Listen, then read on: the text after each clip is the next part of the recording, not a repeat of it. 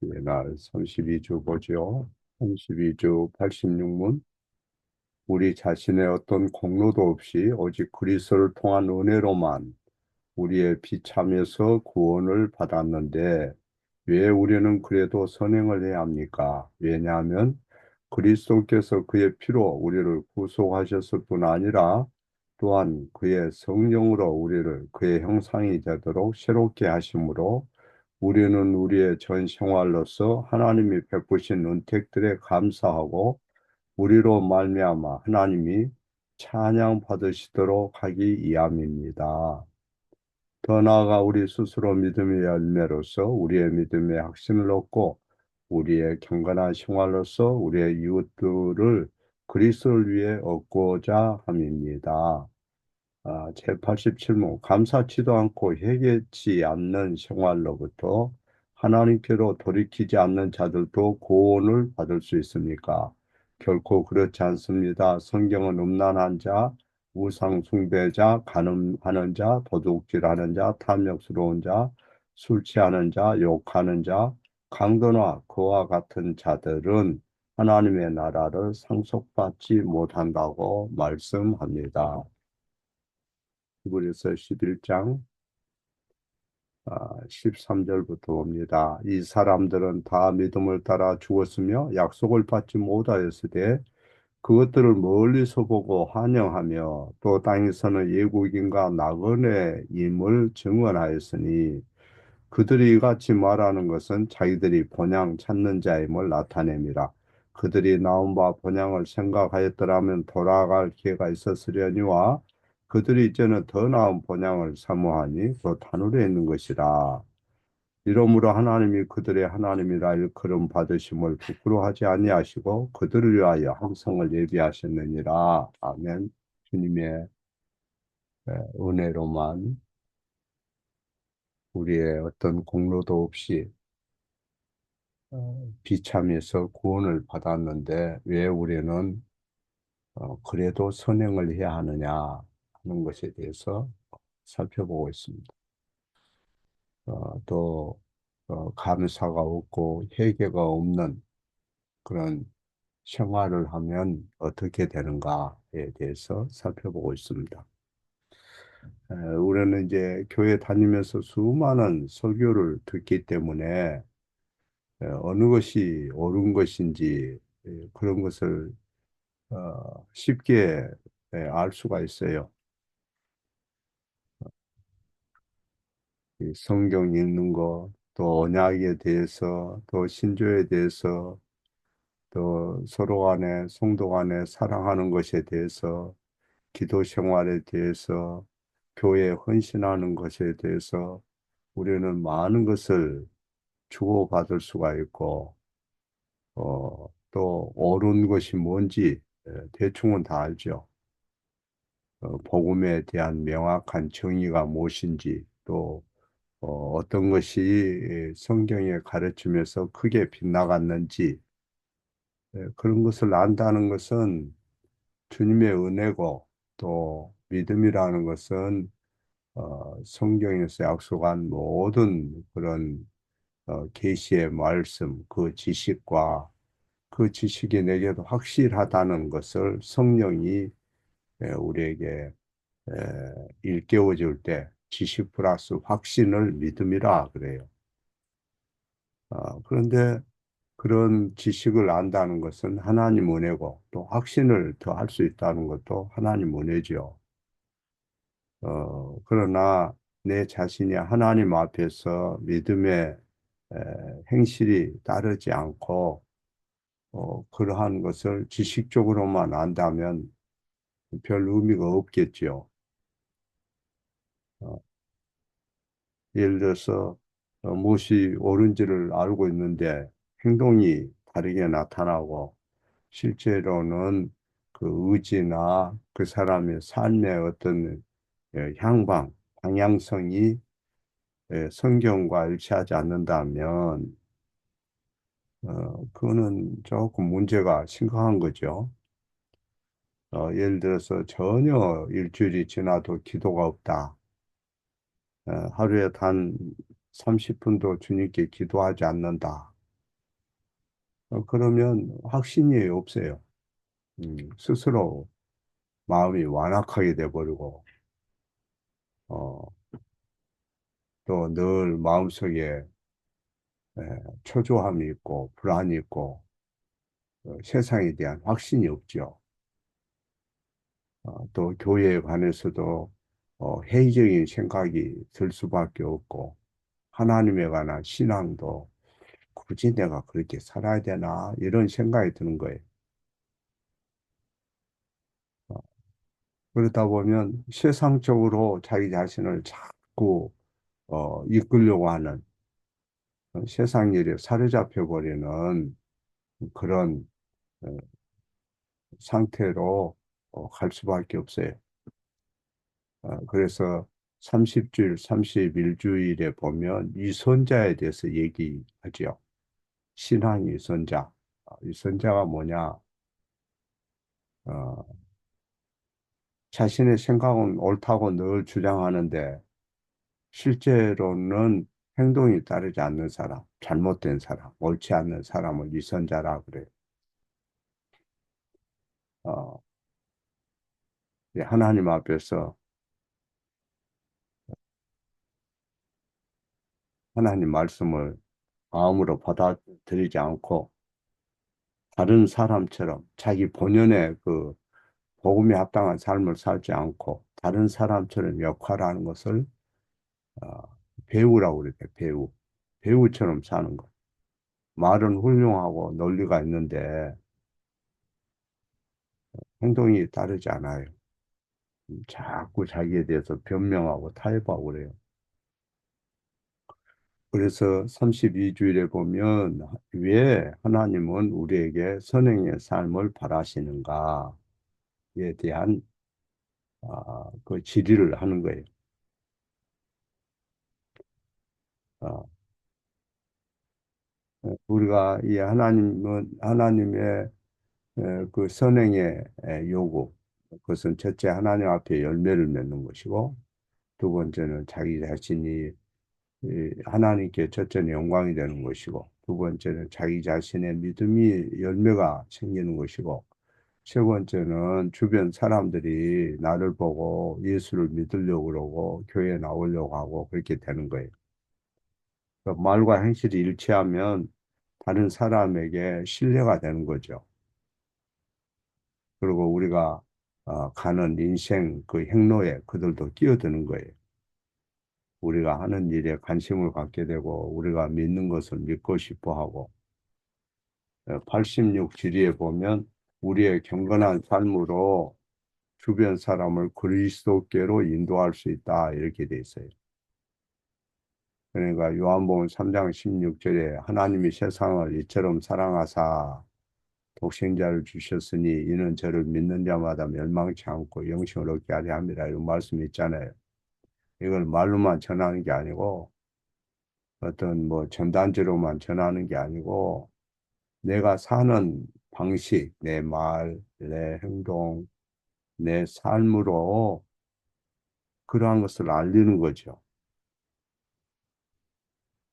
베드로 사도는 자신의 그 서신에서 거룩한 그 가정생활, 또 공동체, 교회에서 신자가 어떻게 처신할 것을 하나하나 짚어서 설명을 해요. 베드로전서 2장 11절을 보면 사랑하는 자들아 나그네와 행인 같은 너희를 구원한다 그랬어요. 이 나그네란 말, 행인이란 말 이런 단어를 쓰죠. 나그네는 일시적인 체류하는 사람을 나그네라 그래요. 일시적으로 다른 나라에서 잠시 거주하는 사람, 잠시 공부하러 갔다거나 일하러 갔다거나 우리나라에도 외국인이 많죠. 여기 이 동네에도 외국인들이 더러 많이 있어요. 그들은 자기 생활 습관을 바꾸려 하지 않죠. 문화도 바꾸려고 하지 않고, 뭐 한국에서 무슨 여권, 한국 여권 주세요 이렇게 하지 않아요. 왜냐하면 돈 모으고 공부가 끝나면 돌아가기 사람이기 때문에 자기들 그 나라에 항상 주목을 하고 나라에 충성하는 거지. 이 한국에 충성하지는 않습니다. 왜? 임시 체류자니까. 또 행인이라 이 말은 여행자, 순례자라 이 말이야. 일본 사람들이 가끔 한국에 경주 같은 데 가면 많이 온다고 그러죠. 어, 그들은 행인이에요. 여행자예요. 한국에 있는 동안에는 여러 가지 불편한 것들도 있겠죠. 때로는 그 뭐라 그럴까 음식도 잘 안 맞을 수도 있고 또 숙박시설도 힘들 수도 있고 그를 이겨내는 거예요. 자기들이 여행자니까 순례자니까 자기 돌아갈 집이 있잖아요. 이곳은 자기 조국이 아니에요. 이스라엘도 성경에 보면 예굽이 자기 본국이 아니죠.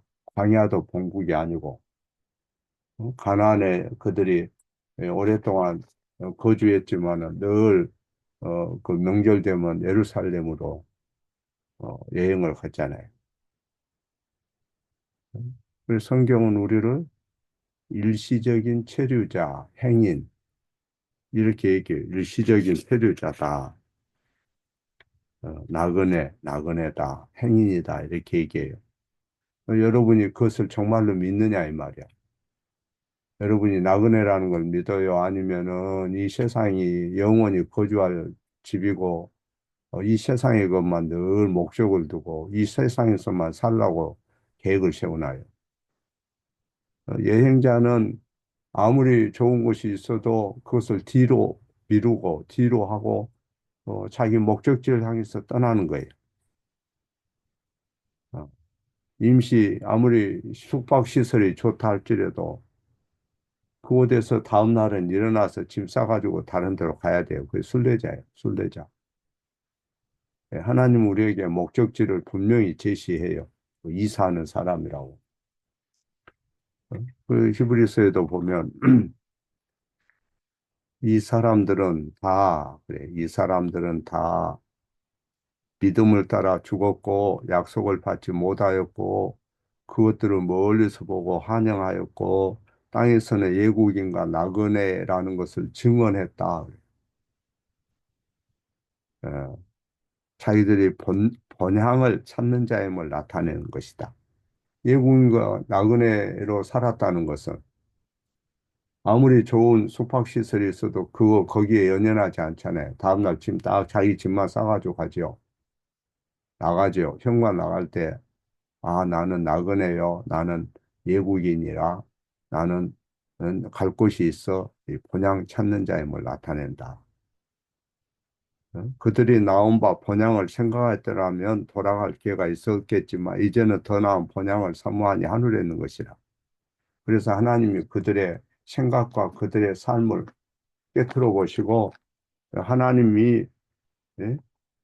자신이 그들의 하나님이라고 일컬음 받는 것을 부끄러워하지 아니하였고 그들을 위해서 한 도시를 예비했다. 여러분을 위해서 하나님이 한 도시를 예비하고 있습니까?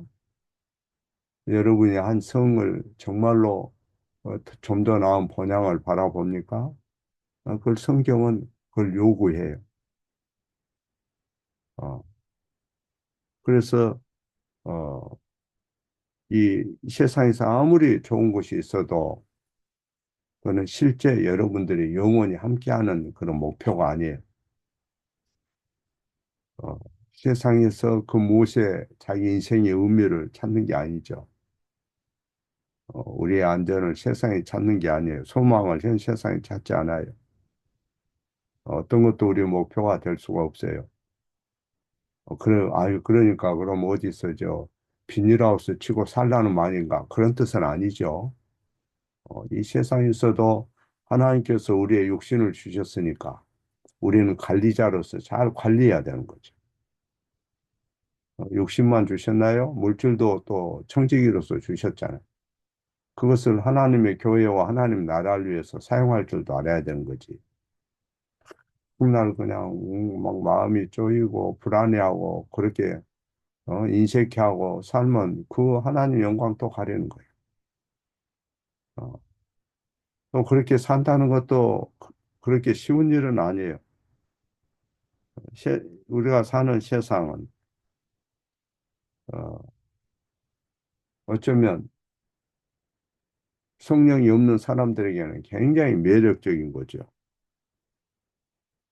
늘 도전을 받죠. 어디 가면 막 놀라운 그런 건물들, 놀라운 차들, 또 요즘에는 뭐 별의별 게 다 많죠. 편리한 것들이 많아요. 그것들이 우리에게 흥미를 주고 매력을 주기 때문에 어, 거기에 자기의 인생 목표가 있고 가야 할 곳이 있는데 거기에 매력을 느끼고 어? 목적지를 저 일본에서 경주에 놀러 온 사람이 경주에다 집 짓고 살면 안 되잖아. 우리가 차 타고 저 도로변에 지나가다 보면 벚꽃이 만개 있어요. 잠시 차를 세워놓고 그 벚꽃이 아름다우니까 그 옆에다 땅 사서 집 짓고 사는 사람 봤어요? 그 세상의 그 매력이 자기의 목적지를 바꿀 만큼 충동을 줘서는 안 된다. 우리는 나그네 행인이기 때문에 우리는 한올 시민권자이기 때문에 마음이 늘 산만해져는 안 된다. 마음을 늘 다스릴 줄 알아야 된다. 마음을 다스릴 줄 아는 것.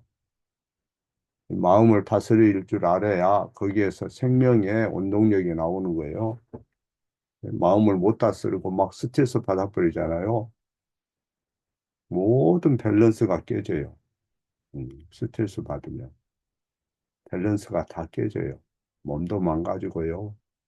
장래 환경까지도 변화돼요. 신호 전달 체계도 변환이 돼요. 예. 자, 그래서 하나님은 이 세상에서 우리를 영원히 거주하도록 의도하지 않고 이 세상의 것과 비교할 수 없는 훨씬 더 나은 본향을 예비한 거예요. 어, 그리고 우리를 하늘 시민권자로 하나님이 만드셨어요. 예수 그리스도 때문에 하늘 시민권자로 예수 그리스도 안에서 하나님이 우리를 받으시고 용납하시고 양자 삼으신 거죠. 그래서 이 세상 사람들, 이 세상 풍속을 쫓고 세상에서 맨날 불평하고 원망하는 저들처럼 여러분이 똑같은 생각을 하면 안 된다. 그 사람들은 이 세상이 자기 분기시예요. 더 이상 이제 그런 이 세상 같은 세상을 누릴 수가 없어요. 그들은 하늘에 자리 잡을 거처가 없어요. 하늘 그 천국으로 들어갈 수가 없어요. 지옥 갈 사람들이죠. 그렇기 때문에 세상 풍속과 세상 관행을 그들은 목표로 삼고 그걸 고집하는 거예요. 그거 없으면 죽는다고 그래요. 그런데 여러분이 하늘 시민권자고 분명히 하나님의 목표가 있고 여러분의 인생을 임시 체류자로서 행인으로서 나그네로서 살도록 하시고 하나님께서 거처할 집을 예비해 놨는데 육체의 그런 생각, 세상적인 것에 매력을 당해서 육체의 정욕 가운데 계속 제어하지 못하고 산다면 영혼이 거슬려져요.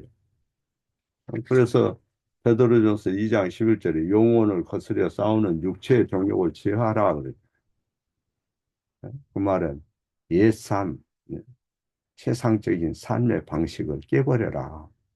너희는 예수님의 피로 받았단다. 성령으로 새로워졌단다. 이제는 하나님의 그 은혜에 너희가 감사할 줄 알아야지. 그리고 인생 사는 삶에 그런 신앙의 열매가 있어야지. 그래야 하나님의 열매 많이 맺으면 영광을 받으시고 찬양을 받으신단다. 이것이 우리의 정체성이고 우리가 이걸 잊어버리면 내가 왜 살아야지? 내가 왜 이렇게 이런 고생을 하지? 자기가 매력을 느끼고 자기가 귀하게 여긴 것이 어느 날 깨지잖아요. 그럼 막 통곡을 하고 막 죽고 싶다고 그러고 그러는 거예요. 어? 그래서 주님이 에, 바라시는 방식이 있다. 거기에 합류할 거냐, 아니면 세상적인 생각으로 항상 불안해하고 초조하고 어떻게 될까 봐, 망할까 봐 그렇게 계속해서 그렇게 살 것이냐.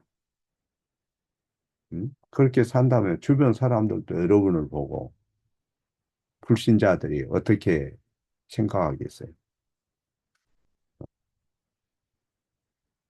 자, 베드로전서 2장 19절에 애매히 고난받는 사람도 있지만 죄 때문에 매를 맞고 세상 사람에게 어려움을 당한 사람도 있다고 얘기해요.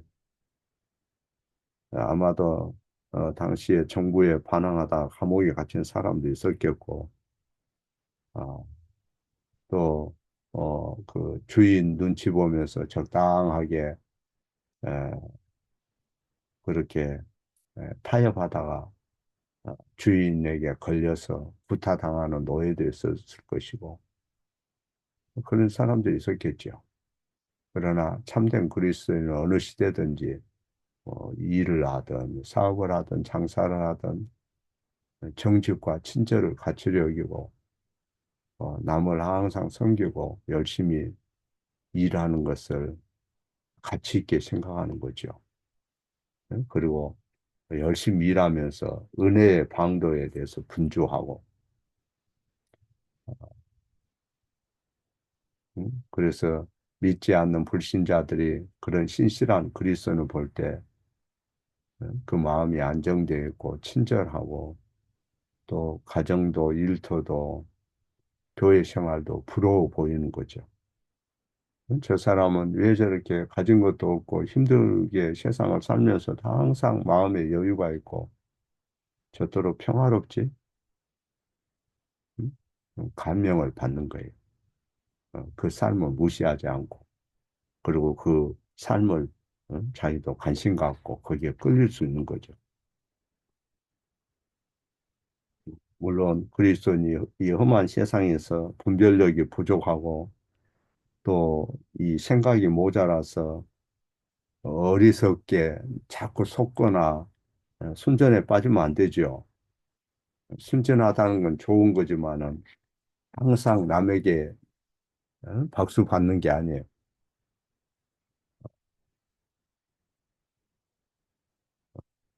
예를 들어서 신자가 세상 친구들과 함께 호프집에 간다거나 뭐 이상한 게임을 한다든가 맹세를 함부로 쉽게 한다든가 어, 뭐 그렇게 하지는 않겠지요. 오히려 경건하게 살려고 노력하고 어, 늘 기도하고 말씀을 듣고 그렇게 하죠. 그러면 믿지 않는 그 남편이나 믿음 없는 자녀들이 좀 불편하게 여길 수가 있어요. 자기의 삶을, 우리의 삶을 어리석다고 생각할 수가 있어요. 어? 자기처럼 주일날도 친구들과 함께 개 모임에 놀러 가고 싶어 하고 자꾸 그런 데 가자고 꼬드길 수도 있는 거고.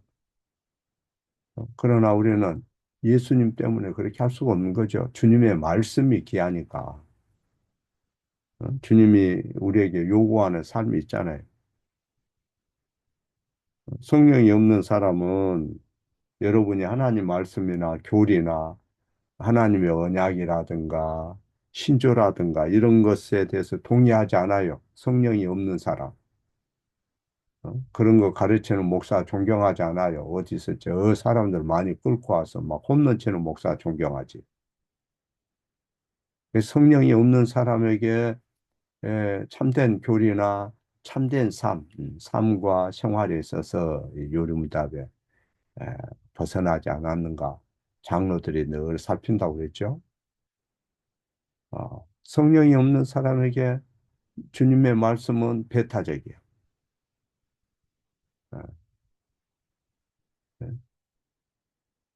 주님은 좁고 소수만이 가는 협착한 길로 가라고 그래. 피와 가시로 된 십자가 길이 있다고 얘기해요. 그러나 세상 사람, 믿음 없는 사람, 그것을 좋아하지 않아요. 어?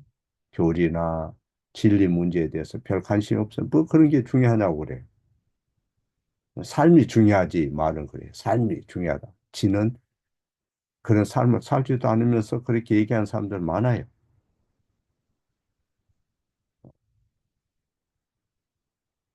그래서 경건하게 사는 아내, 경건하게 살려고 하는 그런 남편, 그 사람이 성령이 없고 믿음이 없는 사람에게 불편한 거죠. 좋아하지 않아요, 그런 것을. 왜 너는 꼭 그렇게, 너만 그렇게 하고, 너그 교회만 그렇게 하냐고 그래요. 예수님도 이 세상에 살 때, 그래서 뭐 죄인의 친구다, 무슨 뭐 세리들의 친구다, 별의별 그런 모욕을 많이 당하고 압박을 받았죠. 여러분도 신앙생활 바로 하면 반드시 그런 말을 듣고, 또 그런 말을 듣고 마음이 아프고 괴로울 때마다 하늘에 상이 있다는 거 알아야 돼요. 많은 선지자들이 이와 같이 하였느니라 그러죠. 끝까지 그 길을 가야 돼. 힘들다고 포기하면 안 되고. 기독 역사에 보면 수많은 그런 오해와 모욕과 경멸이 있었지만 참된 신자들은 주님으로부터 힘을 얻어서 늘 구별되게 살고 하나님 앞에 하루를 구별해서 드리는 거예요. 그 하루하루가 쌓여서 하나님 앞에 영광이 되고 여러분들은 더 크게 하나님 앞에 복을 받을 거예요. 자, 기도합니다.